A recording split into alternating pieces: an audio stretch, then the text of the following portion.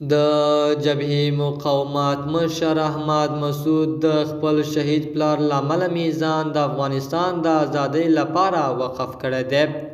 د ملي مقاومت جبهې مشر احمد مسعود د احمدشاه مسعود د وژل کېدو د 22م تلین په مناسبت په یو ویډیویي پیغام کې وویل: ځکه چې زما شهید پلار خپل هیواد د هیواد ازادۍ لپاره وقف کړی و او د یو حکومت غوښتونکي او د آزادو او عادلانه ټاکنو پر بنسټ هغې ټینګار وکړ چې په افغانستان کې له مشروع نظام پرته د ښځو د حقونو د ترلاسه کولو لپاره هر ډول هڅې به موقتي وي. په سلامونو مو ورکلی کوم د AFG نیوز چینل درنو لیدونکو، پام مو راګرځوم د دې ساعت مهم خبر ته او په سر کې یادونه کوم ملګرو، که مو چینل نه وي سبسکرایب کړی د مهمو خبرونو لپاره در سره AFG نیوز چینل په درنښت سره سبسکرایب کړئ.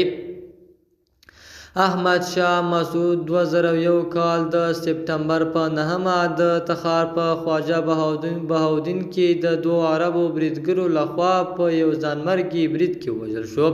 ښاغلی مسعود د خپل پلار او د افغانستان د پخواني جمهور رئیس استاد برهان الدین رباني وژنې ته په اشارې سره وویل: زه په دې باور یم چې شهادت د یو ملت د نارینه او ښځینه تر ټولو ښکاره نښه ده چې د خپلو سپېڅلو ارمانونو لپاره ولاړ وي. هغه وویل: احمدشاه مسعود تل سولې ته لیوال او د سولې د راوستلو لپاره هیڅ ډول هڅې نه سنپوي، هغه هم د هغوی لاره تعقیبوي. د پخواني حکومت جهادي مشرانو او سیاسي شخصیتونو هم د احمدشاه مسعود د مړینې د تلین او د افغانستان د روان وضعیت په اړه پیغامونه استولي. پخواني ولسمشر حامد کرزي وویل: زه د ملي اتل احمدشاه مسعود وطنپال او زړورتیا یادوم. پخوانی ولسمشر حامد کرزي وویل: زه د ملي اتل احمدشاه مسعود وطنپالنه او زړورتیا یادوم. د AFG نیوز چینل درنو لیدونکو، دا و زموږ د دې ساعت چمتو شوی خبر. تر بیا ښې چارې د الله په امان.